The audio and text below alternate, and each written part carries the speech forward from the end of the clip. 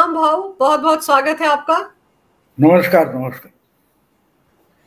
भाऊ, इधर राहुल गांधी तेजस्वी के साथ मिलकर वो वोटर अधिकार रैली निकाल रहे हैं, पदयात्रा कर रहे हैं, और इधर चुनाव आयोग के खिलाफ महाभियोग लाने की तैयारी हो गई कि मुख्य चुनाव आयुक्त को उनके पद से हटाया जाए। हाँ बिल्कुल, ट्रम्प के खिलाफ भी ला रहे हैं, मैंने भी सुना है। लाने को किसके भी खिलाफ कुछ भी ला सकते हैं ना, किसने ना बोला है। घर में बैठे, हमारे मराठी में एक कहावत है, मैं बार बार उसका जिक्र करता हूँ की मनातले मांडे खायचे तर कोरडे कशाला खायचे। यानी मांडे मतलब हमारे यहाँ पूरनपोली नाम का एक पकवान होता है, वो रोटी जैसा ही होता है, अंदर उसका मसाला मीठा होता है और वो होता है। लेकिन ये खानदेश वगैरह, नॉर्थ महाराष्ट्र वगैरह है, वहाँ वो पूरा इतना बड़ा होता है और वो मिट्टी के तवे पर किया जाता है, उसका मांडा बोलते हैं। तो वो गरम गरम खाते हैं तो मजा आता है, बहुत बड़ा होता है, यानी पिज्जा से भी बहुत बड़ा है।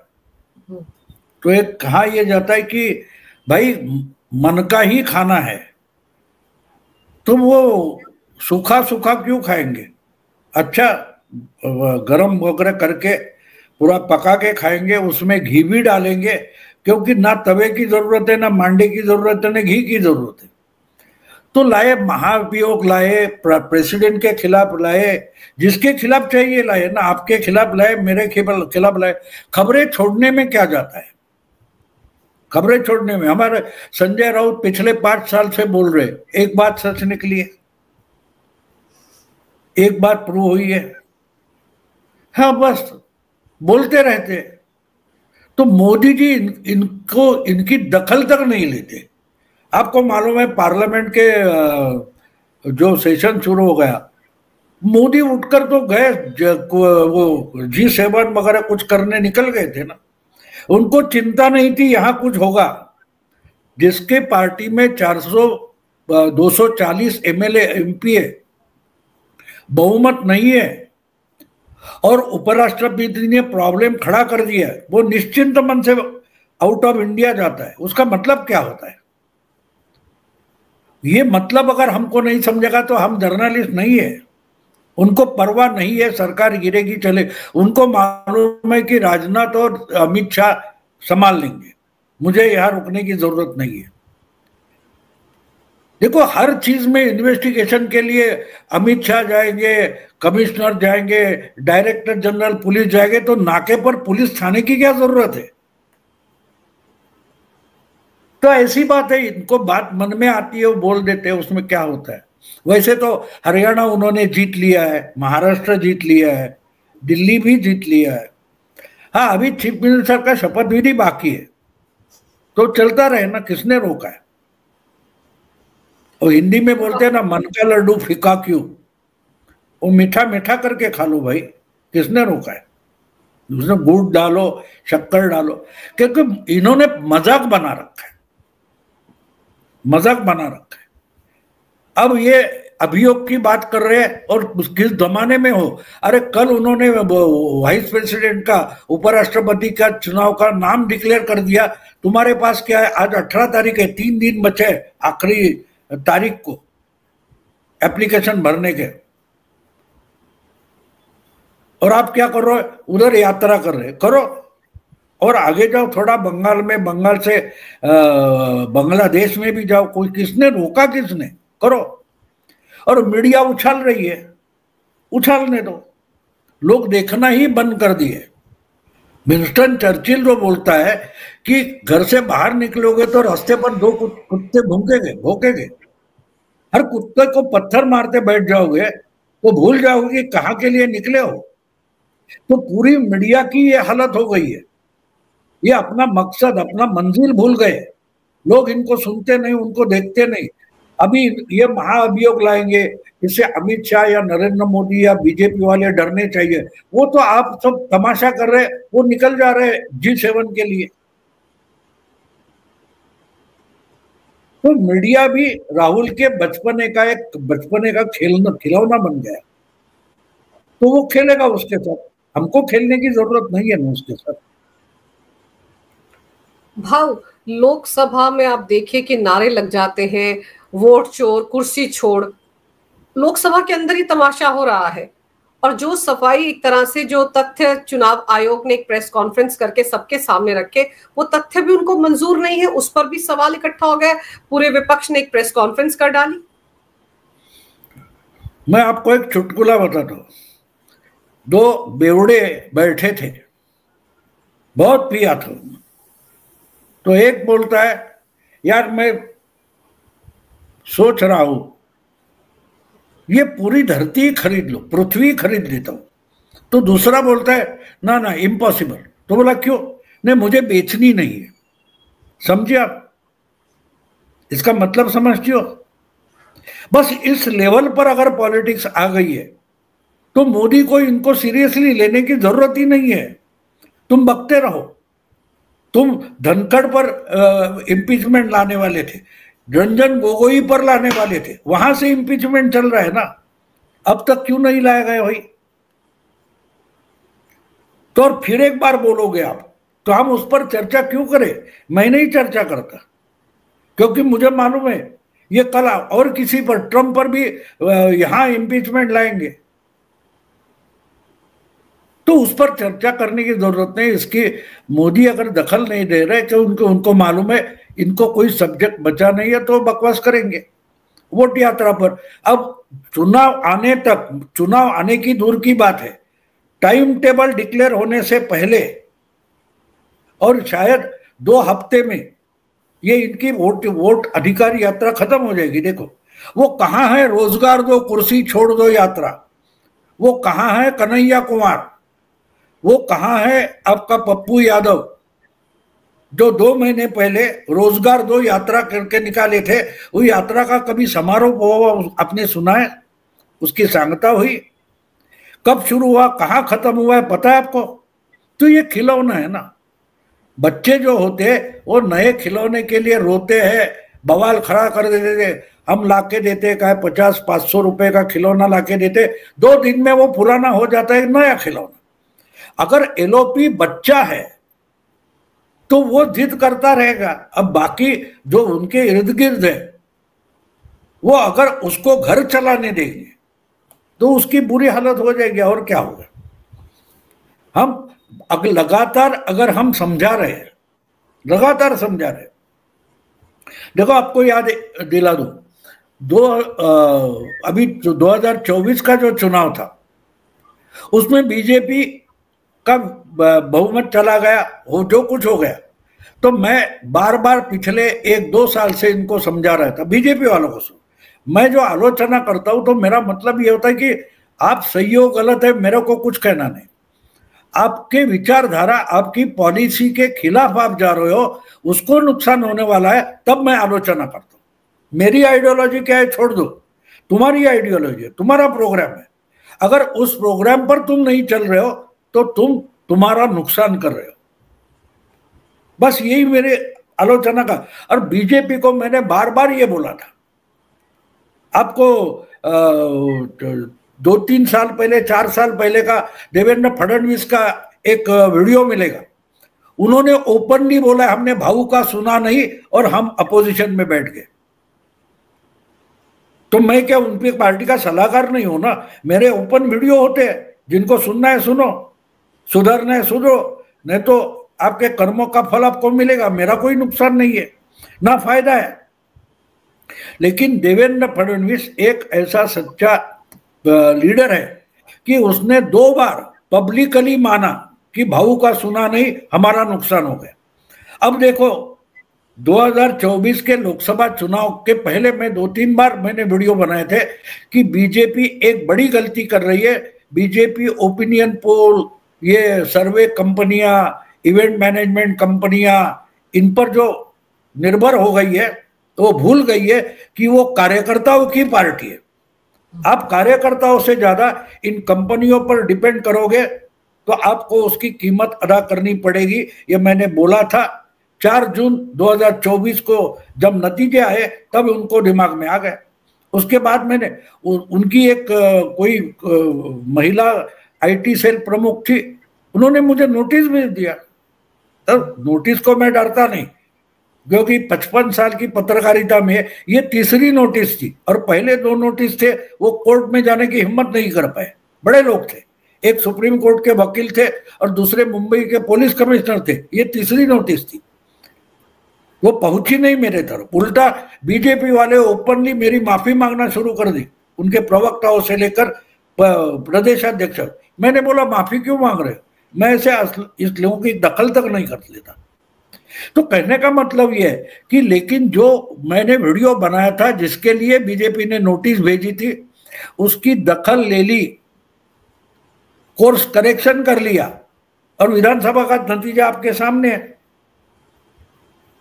तो बात यह है कि मैं बोलता रहता हूं, मैं समझाता रहता हूं, समझना है तो समझो। अब जब मुझे मालूम है कि कांग्रेस को सुधरना ही नहीं है, तो हम क्या कर सकते? डूबो, वही गलतियां करते रहो, वही गलतियां करते रहे ना। एक बच्चे के हाथ में अगर आपने पार्टी दे दी है तो वो तो खिलौना करके खेलेगा ना। आपके लिए, कांग्रेस वालों के लिए या एनालिस्ट के लिए कांग्रेस बड़ी पार्टी है, लेकिन वो एनालिस्ट की भी इतनी बुरी हालत हो गई है कि वो पागलपन करता है, उसमें कुछ मायने निकालने में इनकी इज्जत चली जा रही है।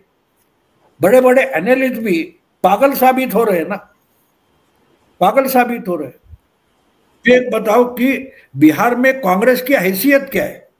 पिछले 30 साल से लालू प्रसाद ही कांग्रेस चला रहे, उनके मर्जी से कोई कांग्रेस अध्यक्ष होता है, जो कुछ होता है। अब ये पहली बार पप्पू को और कन्हैया कुमार को भेजा, वो क्या कर पाए? कुछ नहीं, उनका नीचे ऑर्गेनाइजेशन नहीं है।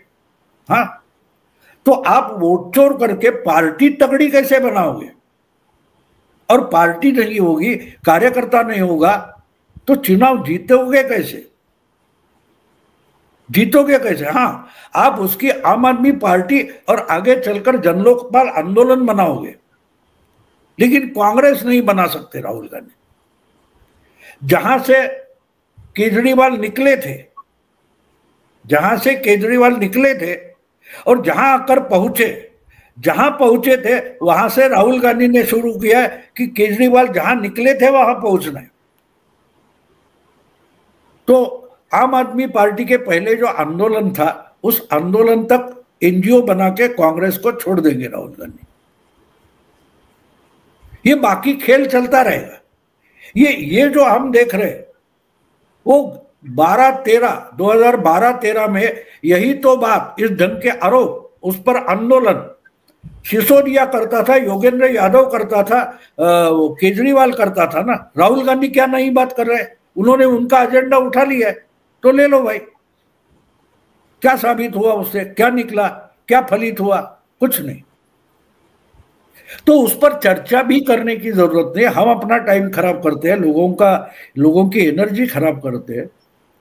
तो इम्पीचमेंट करते रहे, कांग्रेस का पूरा सत्यानाश करके वो रुकेंगे। पर भाव, एसआईआर को लेकर इतना विरोधाभास, जबकि ये बातें सामने आ रही हैं कि बहुत सारे फर्जी मतदाता जुड़े हुए हैं। बिहार में इसका विरोध हो रहा है एक पर्टिकुलर जमात की खातिर। अब बंगाल में एसआईआर करवाएगा चुनाव आयोग, उसका विरोध भी अभी से शुरू हो गया है। असम को लेकर चिंता हो गई है। तो इनको सिर्फ अपने एक पर्टिकुलर वोट बैंक के वोट कटने का डर सता रहा है, इसलिए पूरा ड्रामा है। इनको खेलना अच्छा लगता है तो अमित शाह और नरेंद्र मोदी इनको खिलौना पेश करते हैं। ये खिलौना है। वो दोनों बैठे ना, जो डबल इंजन जिसको बोलते हैं, तो सेंट्रल गवर्नमेंट और स्टेट गवर्नमेंट डबल इंजन नहीं होता। मोदी और शाह मिलकर 2 डबल इंजन है। इन्होंने इनको खेलने के लिए छोड़ दिया। उनको मालूम था ये पकड़ेंगे। जो कांटा होता है उसको कुछ लगाकर हम पानी में डालते तो मछली उसमें फंसने के लिए डालते हैं ना, तो ये फंसेंगे, उनको मालूम था। जब एनआरसी सीए के खिलाफ इन्होंने आंदोलन किया था तो ये निकलेगा तो इस पर गुस्सा करेंगे। अब ये तो हम बचपन से सुन रहे हैं, ना, वोटर लिस्ट। अरे कौन सी चीज परफेक्ट होती है? ये जो इसमें कुछ है उसमें कुछ गड़बड़ है, तो कल्पना चावला मरने के बाद क्या नासा ने अपना प्रोग्राम बंद किया? कुछ ना कुछ तो खामियां रहती है। अरे इतना बड़ा प्रोजेक्ट होता है, किसी को स्काई लैब में भेजना या इंटरनेशनल स्टेशन पे भेजना के छोटा प्रोग्राम है। उसके सामने तो हमारी वोटर लिस्ट कचरा है, कूड़ेदान है। इतना परफेक्ट काम करने की कोशिश करते, उसमें भी गड़बड़ निकलती है। तो ये जो दिखा रहे, देखो यहां वो है, वहां वो है, अरे क्या बात करे, कौन सी बात परफेक्ट होती है? सिक्स सिग्मा कभी सुना है तुमने? सिक्स सिग्मा ये रेटिंग होता है, रेटिंग होता है, एक एक तरीके का प्रोडक्ट है। अगर उसमें 60 यानी 10 लाख में एक ही गलती होती है तो उसको सिक्स सिग्मा बोलते हैं। अगर 1 लाख में एक गलती होती है तो उसको 5 सिग्मा बोलते हैं। अगर 10,000 में एक गलती होती है प्रोडक्शन में तो उसको 4 सिग्मा बोलते हैं। और 6 सिग्मा यानी 1 लाख प्रोडक्ट निकालने के बाद एक आध गलती होती है, ऐसी एक ही कंपनी निकली है दुनिया में। दो लोगों को 6 सिग्मा मिला है। उसमें दूसरी कंपनी मानते हो? एक कंपनी अमेरिका की बहुत बड़ी कंपनी है, मुझे नाम याद नहीं। दूसरी कंपनी मालूम है तुमको? वो दूसरी कंपनी मुंबई का डब्बे वाला बोलते हैं, जो घर से टिफिन लेकर, आपके घर से टिफिन लेकर जहां काम कर रहा है, कहा फैक्ट्री में है, कहा ऑफिस में है, उसको जो डिब्बा टिफिन पहुंचाते हैं, उनके काम में जब सर्वे किया तो 10 लाख में एक गलती निकली तो उनको 6 सिग्मा मिला है। बाकी किसी को नहीं, इंडियन कंपनी को भी नहीं मिला है। तो आप चुनाव आयोग से वोटर लिस्ट बने, वो 6 सिग्मा चाहिए, इस ढंग से बात कर रहे हो? पागल हो तुम? पागल हो गए लोग और चर्चा कर रहे हैं। इसलिए आपको याद होगा जो अभी राजा बना है यूके का, वो भी वो डब्बे वालों के साथ आकर टोपी डालकर चर्चगेट स्टेशन पर बैठा था। उसकी अभी ताजपोशी हो गई तो ये लोग गए थे, डब्बे वालों को बुलाया था उसने। तो गलतियां गलतियां, रे गलतियां कहां नहीं होती बोलो ना। यूनिवर्सिटी बंद कर दे। क्या चल रहा है यूनिवर्सिटी में? आप लोगों को पढ़ाते हो, सरकार से सब्सिडी लेते हो और 68% यही निकलता है, 32% फेल हो जाते हैं। तो यूनिवर्सिटी बंद कर दे। यूनिवर्सिटी चोर हो गई, प्रोफेसर चोर हो गए। क्या बात कर रहे, चर्चा कर रहे? ये सब बिंडोक है, इनका दिमाग नहीं काम कर रहा है कि इतनी कौन सी परफेक्ट वोटर लिस्ट हो सकती है जहां लाखों लोग लगते हैं। तो ये पागलपन है, ये एजेंडा है, ये नैरेटिव है। तो उस पर चर्चा चलेगी, उसमें कुछ भी नहीं होगा। और 2 हफ्ते के बाद, 3 हफ्ते के बाद जब ये चुनाव का टाइम टेबल बिहार का डिक्लेयर हो जाएगा, तब तक ये प्रोग्राम चलेगा भी नहीं। नया खिलौना आ जाएगा। मार्केट में नया खिलौना आया राहुल गांधी के लिए। अमित शाह और मोदी ही नया खिलौना छोड़ देंगे, मैं गारंटी देता हूं कि वो मुड़कर वहां जाएंगे। पिछले कितने 10 सालों में कितने खिलौने से खेला है, सोचो आप। देखो, कांग्रेस पार्टी का प्रेसिडेंटशिप जो है उसको भी उसने खिलौना बना दिया, तोड़कर फेंक दिया। अब भाई कोई भी खेल, खरगे खेल या थरूर खेल, जिसको खेल रहा है खेल, मुझे उससे नहीं खेलना है। तो सब बचपना चल रहा है। 55 साल का कोई बच्चा होता है क्या? अगर वो बचपना कर रहा है तो उसको कोई मेंटल हॉस्पिटल में भर्ती कर दो, और कांग्रेस को उसके साथ खेलना है खेलने दो। हमको तो नहीं खेलना चाहिए, ऐसा मैं मानता हूं। कहां गया वो? इनका सब राफेल चोर है, फिर अभी बोलते हैं राफेल कितने गिरे। असल में मुझे अजीब लग रहा है कि पाकिस्तान ने 14 अगस्त को उनका आजादी का दिन था, इंडिपेंडेंस डे था, तो 155 लोगों को कुछ अवार्ड दे दिए जो मर गए, उनके रिश्तेदारों को बुला के दे दिया। राहुल गांधी को क्यों नहीं दिया?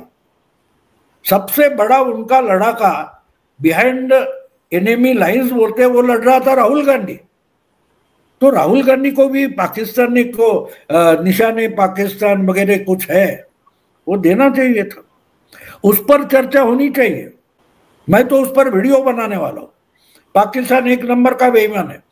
सबसे बड़ा शहीद हुआ है ऑपरेशन सिंदूर में, तो उसका नाम राहुल गांधी पॉलिटिशियन है। उसको पाकिस्तान ने कुछ देना चाहिए था अवार्ड। और अब खुद पाकिस्तान बोल रहा है कि ऑस्ट्रेलिया बोल रहा है 21 गिर गए, कोई नॉर्वे का है वॉर एक्सपर्ट वो बोलता है 19 गिरे हैं पाकिस्तान के, भारत का एक भी नहीं गिरा। और जो मरे हैं उनकी सब खबरें पाकिस्तान दे रहा है, वो राहुल गांधी के लिए दे रहा है ना, तो उस पर चर्चा होनी चाहिए कि राहुल गांधी पूछ रहे तो कौन, किसने खबर दी थी इनको, और पाकिस्तान राहुल गांधी जैसा जो लॉयल है उसको क्यों अवार्ड नहीं दे रहा है, उस पर चर्चा होनी चाहिए। भाव चर्चा तो बहुत से मुद्दों पर होनी चाहिए। वहां पर जो मुनीर बैठा है वो तो खुद को ही हाईएस्ट गैलेंट्री अवार्ड दे रहा है, खुद वो फील्ड मार्शल भी बन गया, खुद को ही उसने तमगे दे दिए। अभी स्टेटमेंट मैंने 1 घंटे पहले देखा पढ़ा है कि वो बोलता है कि मेरी डिजायर है कि मैं देश के लिए शहीद हो जाऊं, तो कोई अज्ञात हमलावर सुनेगा तो करेगा शहीद उसको, या शायद तालिबान कर देंगे, तालिबानों ने उसको धमकाया है कि तुझे भी देख लेते, तो उसकी डिजायर बहुत जल्दी पूरी हो जाएगी कि दुनिया में पहली बार होगा कि एक फील्ड मार्शल शहीद हो गया। ये पहली बार होगा, पहली बार होगा। हारने के बाद एक किसी को फील्ड मार्शल बनाया जाता, ये दुनिया में पहली बार हुआ है, और दुनिया में पहली बार शायद होगा कि कोई फील्ड मार्शल मारा गया, ये भी पहली बार होगा। उसने बोला है तो किसी न किसी ने तो सुना है। और तुमको मालूम है कि पाकिस्तान में अज्ञात हमलावर ऐसे काम कर लेते हैं, ऐसे काम कर लेते हैं। तो पाकिस्तान की तो बात छोड़ो, चाइना की हवा टाइट हो गई है, चाइना की हवा टाइट हो गई है। चाइना का विदेश मंत्री आया है भारत 3 दिन की यात्रा पर। नहीं आया तो आना ही पड़ेगा ना उसको। देखो मैंने तुमको आज नासिक में मैंने बोला था ना, विश्व गुरु का मतलब क्या है, कि पूरी दुनिया की राजनीति इंडिया के बाद घूमती रहेगी, इंडिया के घेरे में इंडिया मध्य बिंदु रहेगा। ये मैंने वहां बताया था ना 2 साल पहले, अब होते हुए दिखाई दे रहा है, होते हुए दिखाई दे रहा है। तो उनको तो आना पड़ेगा, क्योंकि बात यह है कि ट्रम्प गिड़गिड़ा रहा है ना, ट्रम्प गिड़गिड़ा रहा है ना कि कम से कम हमारा फोन तो मोदी उठाए। क्यों गिड़गिड़ा रहे? क्योंकि उसको मालूम है दुनिया में एक इंसान है जिस दलदल में फंसा है ट्रम्प, उसको वहां से एक ही इंसान निकाल सकता है, उसका नाम नरेंद्र मोदी है। इंडिया निकाल सकता है, और इंडिया का मतलब मोदी होता है। तो देखो एक बात होती है, कभी भी आपके सामने जो सिचुएशन होती है, मैं भारतीय का मतलब हिंदू वगैरह इसमें नहीं जाता। इंडियन एक माइंडसेट होता है, और इंडियन माइंडसेट जो होता है, भारतीयता में इंडियन माइंडसेट को बोलता हूं। और हमारा माइंडसेट ये होता है कि हम जुगाड़ू लोग हैं, हम जो सिचुएशन है उसमें से सही सलामत निकलने का जुगाड़ बना लेते हैं, तो उसको इंडियन बोलते हैं। और मोदी 100% इंडियन है, वो जुगाड़ू है। वो चाइना में क्या चल रहा है, अरबी मिडिल ईस्ट में क्या चल रहा है, रशिया में क्या चल रहा है, अमेरिका में क्या चल रहा है, ऑस्ट्रेलिया में क्या चल रहा है, अफ्रीका में क्या चल रहा है, उससे मैं अपने लिए क्या फायदा उठा सकता हूं इंडिया के लिए, इसमें जुगाड़ में लगा रहता है। तो ट्रंप ने आते ही जो टैरिफ वॉर शुरू कर दी, उसका फायदा मैं कैसे उठाऊं, ये मोदी जी जनवरी से सोच रहे हैं। और जैसे जैसे सिचुएशन खुलती गई है, उसका फायदा मोदी उठाते गए। अब ट्रंप ये गलती कर बैठा कि मोदी ने 10 साल तैयारी जो की थी, इसलिए कुछ घंटों में पाकिस्तान को अधमरा करके छोड़ दिया है।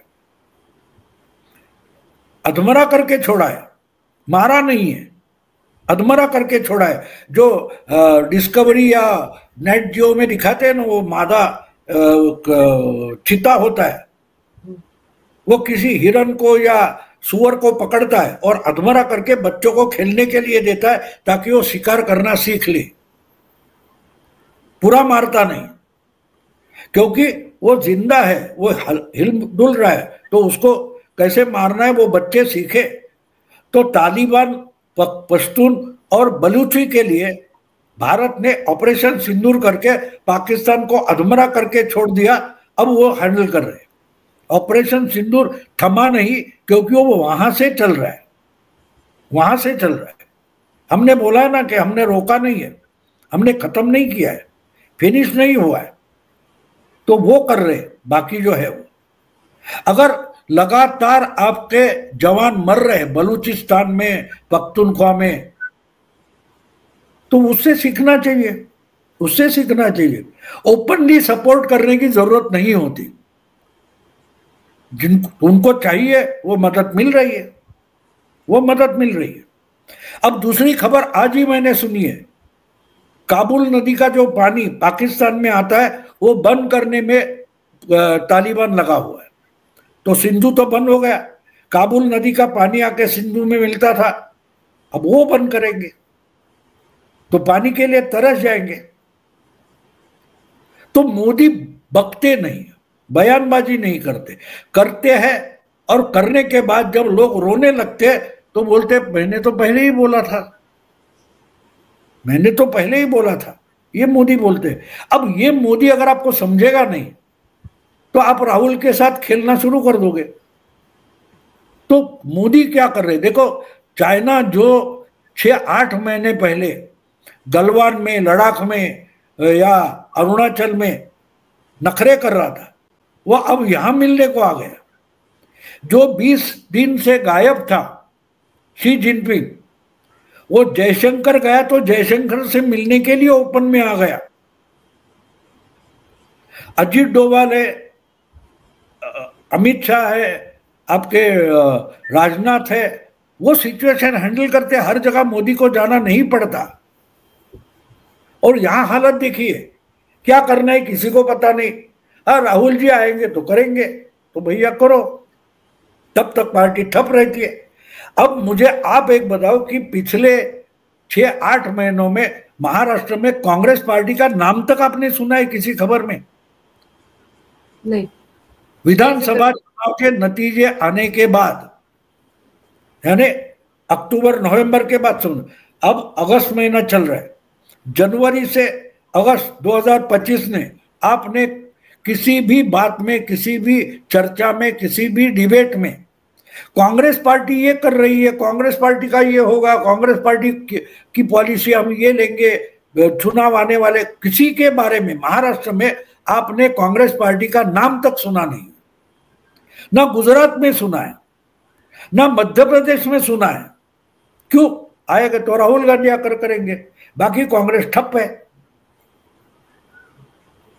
मोदी के लिए वो चीज नहीं है, पार्टी नड्डा है, बाकी लोग चला रहे, सरकार है, अमित शाह वगैरह चला रहे, वो दुनिया भर में नजर रखे हुए मोदी बैठे हैं टॉवर पर। इसको देश का पॉलिटिक्स बोलते, जिसका हमारे मीडिया को पता तक नहीं है कि किस डिवीजन से काम कर रहे हैं। जो सत्ता में बैठी पार्टी है वो पार्टी चलाने का काम एक ग्रुप कर रहा है, दूसरा ग्रुप पार्लियामेंट और सरकार और एडमिनिस्ट्रेशन चला रहा है, वो जो मुखिया है वो टावर पर बैठा है और दुनिया पर नजर रखी है। जो मोदी जी ने गुजरात में 2001 के बाद किया है, वही पिछले 10-11 साल में दिल्ली में बैठकर किया है, और अब वही पॉलिसी मोदी जी पूरी दुनिया के लिए चला रहे। बदला कुछ नहीं है, बदला कुछ नहीं है। केशु भाई और वाघेला, इनमें लड़ाई चल रही थी, वो अपने आपस में लड़कर खत्म हो गए, मोदी जी निकल कर आ गया है। गुजरात का एक ही नेता नरेंद्र मोदी, बाकी नेता आपको मुख्यमंत्री का नाम तक पता नहीं होगा गुजरात के, आज याद नहीं रहता होगा। हाँ, वो निकलकर दिल्ली में आए। आज दिल्ली में मोदी छोड़कर नाम किसका है? ये खिलौने का नाम है। वो छोड़कर दूसरा कोई चैलेंजर नहीं है, ना पार्टी में है ना दूसरी पार्टी में। और वहां से निकलकर, यानी ये काम जयशंकर, राजनाथ, अमित शाह, डोवाल, इनको देकर मोदी निकल गए दुनिया का पॉलिटिक्स खेलने। अब वो ब्राजील का प्रेसिडेंट है, वो बोलता है मैं ट्रम्प को नहीं फोन करूंगा, मैं मोदी को फोन करूंगा। हाँ, जेलेंस्की बोलता है मोदी को फोन करके मेरे लिए कोई रास्ता निकाल दो, पुतिन बोलता है मेरे लिए कोई रास्ता निकाल दो, शी जिनपिंग अपना फॉरेन मिनिस्टर भेजता है हमारे लिए कोई रास्ता निकाल दो। तो टावर में मोदी बैठा उसका मतलब समझते हो? ये जिनको मालूम तक नहीं दुनिया में क्या चल रहा है, भारत में क्या चल रहा है, वो जोर शोर से वोटर यात्रा, वोटर लिस्ट करो, लोग नहीं सुनेंगे क्योंकि सोशल मीडिया के कारण ये बातें आम जनता के पास पहुंचती है। इसलिए लोग मेन स्ट्रीम मीडिया देखते ही नहीं, क्योंकि लोग मानते हैं कि मेन स्ट्रीम मीडिया को दुनिया में और देश में क्या चल रहा है उसका पता ही नहीं है। उनके पास सिर्फ नैरेटिव है और खबर सोशल मीडिया में शायद गलत होगी, शायद बिल्कुल सही होगी, लेकिन खबर खोटी हो या सच्ची हो सोशल मीडिया में होगी, मीडिया में नहीं होगी, ये लोगों ने मान लिया है। प्रभाव राहुल गांधी, क्योंकि राहुल गांधी को चलिए हम सीरियसली नहीं लेते, उनकी बातों पर ध्यान ना दें, लेकिन वो लीडर ऑफ ऑपोजिशन तो है। जब वो कुछ बोलते हैं तो उस पर बवाल तो होता है कि अरे देखिए राहुल बोल रहे हैं। नहीं, बवाल एक बात समझ लो, बवाल एक बात होता है, आपने एक बोरी चावल लाया, उसमें समझो, या आपने एक कटोरी चावल लिया, उसमें एक या दो कंकड़ हो गए, तो उसको कितना ध्यान देना है? दो तो निकाल कर बाहर फेंक दो, चावल पकाओ, खिचड़ी पकाओ, उन पर चर्चा करते हो, आप नहीं करते। ये चर्चा कहां चलती है? 1 या 2%, 99% को राहुल गांधी क्या कर रहे हैं उसकी खबर तक नहीं है। इसलिए मैंने शुरू में बोल दिया कि आप फूड ब्लॉग्स में व्यूज देखो और हमारे व्यूज देखो। क्यों लोग हमें नहीं सुनना चाहते? क्यों लोग हमें सुनना नहीं चाहते? अब हमारे फूड ब्लॉग जो होते हैं उसमें कौन सी ऐसी नई बात बोली जाती है? वही बात बोली जाती है, लेकिन वो इंटरेस्टिंग तो है। उनको मालूम है ये तो राहुल पर बोलेंगे, ये राहुल के बचपने पर बोलेंगे, और बचपन जैसा ये पागल जैसा कुछ करेगा, वो अपना टाइम क्यों खराब करे? हम देखेंगे कि दाल बंगाल में कैसी बनती है, हरियाणा में कैसी बनती है, साउथ में कैसी बनती है, महाराष्ट्र में कैसी बनती है, अलग अलग टेस्ट बनती है, उसमें क्या डाला जाता है वो देखेंगे। ये इनका बकवास क्यों सुनेंगे? इसलिए लोग हमें नहीं सुनते। इसलिए जो सीरियस बात है, सीरियस जो बातें हो रही है उस पर देखना चाहिए ना, उस पर, क्योंकि वो लोगों के सामने आता है, उसका परिणाम आता है ना लोगों के साथ। राहुल गांधी ने 10 साल में एक चीज बोलो कि करके दिखाई है, कुछ किया है? कुछ किया ही नहीं है, और हम उस पर चर्चा कर रहे हैं। हम उस पर चर्चा करते हैं ना, तो वो कहां बैठे? देखो, एक मच्छर आके एक सिंहासन पर बैठ जाए, इसलिए वो राजा नहीं होता, राजा नहीं होता। जब मोदी प्रधानमंत्री बन गए उसके बाद दुनिया भर में भारत के प्रधानमंत्री की चर्चा शुरू हो गई। उसकी 10% चर्चा भी मनमोहन सिंह की नहीं होती थी। क्यों? क्यों नहीं होती थी?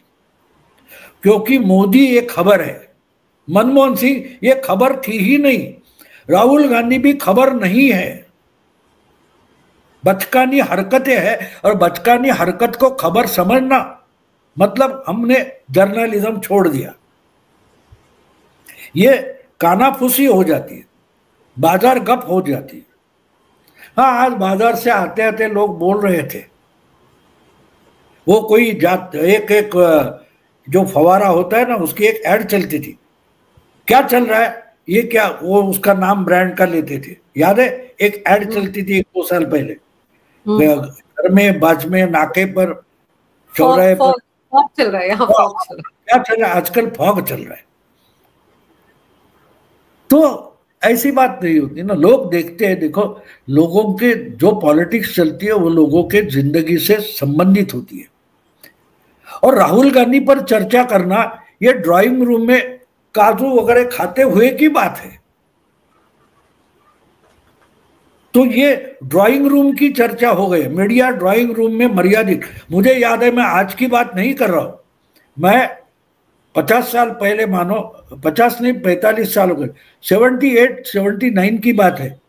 ब्लिट्स करके अंग्रेजी एक बड़ा वीकली हुआ करता था, बड़ा चलता था, नेशनल वीकली बोला जाता। उनका हिंदी भी था और मराठी भी था, तो मराठी एडिशन में काम करता था, एक दूसरे से मिलते थे। तो शमसुल इस्लाम करके हिंदी ब्लिट्स के जॉइंट एडिटर थे, तो उन्होंने एक बात बढ़िया बताई। उस वक्त मैं जर्नलिज्म कैसे सीखा हूं, तो बोले ब्लिट्स तो क्या है, अंग्रेजी ब्लिट्स जो है वो ड्राइंग रूम में जाता है, ड्राइंग रूम में जाता है। वो करंट वगैरह, इलस्ट्रेटेड वीकली, उस समय की 10-12 अंग्रेजी जो वीकली थी, वो बोले पढ़ा रहता है। डॉक्टर के पास जाओ, वहां पढ़ा रहता है। पार्लर में जाओ, वहां पढ़ा रहता है। कोई पढ़ता नहीं, वो बैठा है, डॉक्टर बुलाए, नाई बुलाए, उसके समय बैठे बैठे देखता है, उसके सिवा कोई पढ़ता नहीं। हमारा हिंदी ब्लिट्स लोग पढ़ते हैं, ये बहुत बढ़िया बात थी। मैं जो आज तुमको बोल रहा हूं वो वहां से समझिए। मैं इसलिए बोले 1.5 लाख तो अंग्रेजी चलता है, हमारा 7 लाख चलता है, क्योंकि लोग असली पॉलिटिक्स समझना चाहते हैं तो हिंदी ब्लिट्स पढ़ते हैं, अंग्रेजी नहीं पढ़ते। हाँ, दिखाने के लिए हमारे घर में अंग्रेजी पेपर आता है, ये दिखाने के लिए वो टीपॉय पर पड़ा रहता है, कोई खोलकर देखता तक नहीं। वो फर्क होता है, वो फर्क होता है। राहुल गांधी के बारे में चर्चा करने की जरूरत नहीं है, उससे भी बहुत कुछ बड़ी बड़ी बातें करने वाले। आज अन्ना हजारे ने बोला है, एक रिएक्शन बढ़िया है, मैं उस पर मराठी वीडियो बोलूंगा कि किसने उनको टॉन्टिंग किया कि कांग्रेस के खिलाफ आंदोलन करते थे, आज क्या किया, आज क्यों चुप बैठे। तो उन्होंने बोला 90 साल की उम्र हो गई तो मैं आंदोलन करूं तो तुम क्या करोगे, घर में सोए पड़े रहोगे, और मैंने आंदोलन किया उसका फायदा निकालने के लिए बाहर निकलोगे। ये खबर है, उस पर कोई चर्चा नहीं करेगा। मुझे अजीब लगता है, हमारे जर्नलिज्म को हुआ क्या। ये बोलेगा संजय राउत आज ये बोला, आपकी क्या रिएक्शन। मेरा सवाल ही नहीं है संजय राउत के लिए या राहुल गांधी के लिए मीडिया चल रहा है कि फडणवीस को पूछो, उसको पूछो, अमित शाह को पूछो कि प्रियंका वाड्रा ने ये बोला है। अरे तुम्हारा दिमाग नहीं है। पत्रकारों को जनहित में कोई सवाल पूछने चाहिए, वो भी नहीं हो रहा है। और इसलिए मैं मानता हूं कि बीजेपी के लिए पॉलिटिक्स आसान हो जाती, बीजेपी के लिए पॉलिटिक्स आसान हो जाता है। तो ये चल रहा है, देखते हैं आगे आगे क्या होता है। बिल्कुल है, अभी तो आरोप प्रत्यारोप और चलेंगे, कुछ और बातें होंगी, लेकिन फिलहाल तो पूरा का पूरा विपक्ष राहुल गांधी के इस प्रोपेगेंडे में शामिल हो गया है। तो देखते हैं आगे चलकर क्या होता है। लेकिन भाऊ, आपने समय निकाला, इस विषय पर बड़ी विस्तार से जानकारी मेरे दर्शकों को दी, आपका बहुत बहुत धन्यवाद। नमस्कार। मेरा भी हिंदी में प्रतिवाद चैनल है, आपके लोगों को रिक्वेस्ट करता हूँ हो तो देखे। बिल्कुल, भाव का हिंदी में प्रतिवाद नाम से यूट्यूब चैनल है, कृपया आप उस चैनल को भी देखें, जरूर देखें। भाव वहां पर भी बेबाक अपनी राय रखते हैं। धन्यवाद भाव। धन्यवाद।